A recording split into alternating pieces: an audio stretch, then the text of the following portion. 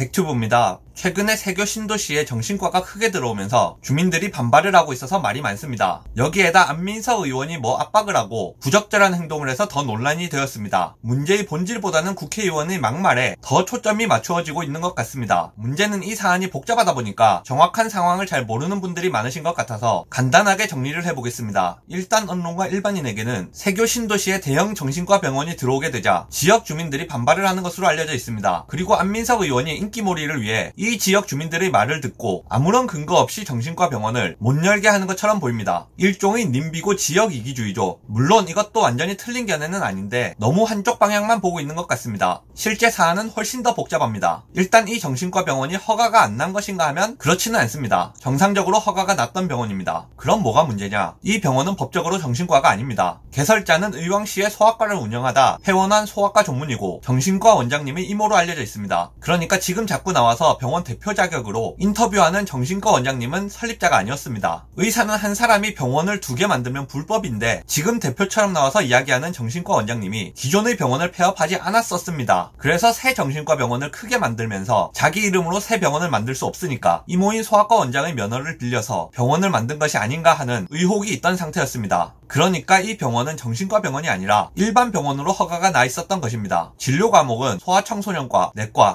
정신건강의학과, 신경과로 되어 있으며 현재 개설 허가 신청을 한 사람이 다른데 차린 병원이 없는 소아과 전문이었기 때문에 법적으로는 허가가 가능한 상태였고 그래서 허가가 났던 것이었습니다. 140개 병상 중 124개 병상이 정신과 병상이었기 때문에 사실상 정신과로 운영을 하려고 만들어진 병원인데 왜 일반 병원으로 허가가 났느냐? 그 이유는 법적으로 일반 병상이 10% 이상이면 일반 병원으로 의료시설을 개설할 수 있었기 때문입니다. 그러니까 사실상 정신과 병원임에도 불구하고 일반 병원으로 의료기관 개설 허가를 신청했고 법적으로 문제가 없었기 때문에 통과가 된 것입니다. 그런데 지금은 이게 보건복지부에서 허가에 문제가 있다고 한 상태입니다. 이렇게만 보면 일반인들은 정신과 병원인데 일반 병원이라고 신청을 해서 그게 걸려서 허가가 취소됐구나 하고 생각하실 수 있는데 아닙니다. 보건복지부는 이 부분은 문제 삼지 않았습니다. 보건복지부는 이 병원의 의사수가 모자라서 문제가 있다고 한 것입니다. 법적으로 병원은 환자 수당 의사수 비율이 어느 정도 이상 되어야 하는데 이 병원은 실제 환자가 별로 없으니까 의사 2명이면 충분하다. 이렇게 허가 신청을 했습니다만 보건복지부는 실제 환자 수가 아니라 병상수로 의사수를 결정해야 된다는 주장으로 시정명령을 내린 겁니다. 그러니까 보건복지부가 문제 삼은 부분은 정신과 병원인지 일반 병원인지가 아닙니다. 단순히 의사수가 모자라서 문제라는 것이니까 어디서 의사를 한 명 더 데려오기만 하면 다시 영업을 할 수 있게 되는 겁니다. 실제로 이 병원은 페이닥터를 한 명 더 고용하면서 보건복지부가 요구한 의사수를 맞췄습니다. 차명 개설 의혹이 있던 부분도 기존의 옛날 정신과 병원을 폐원하면서 현재는 법적으로 아무런 문제가 없어진 상태입니다.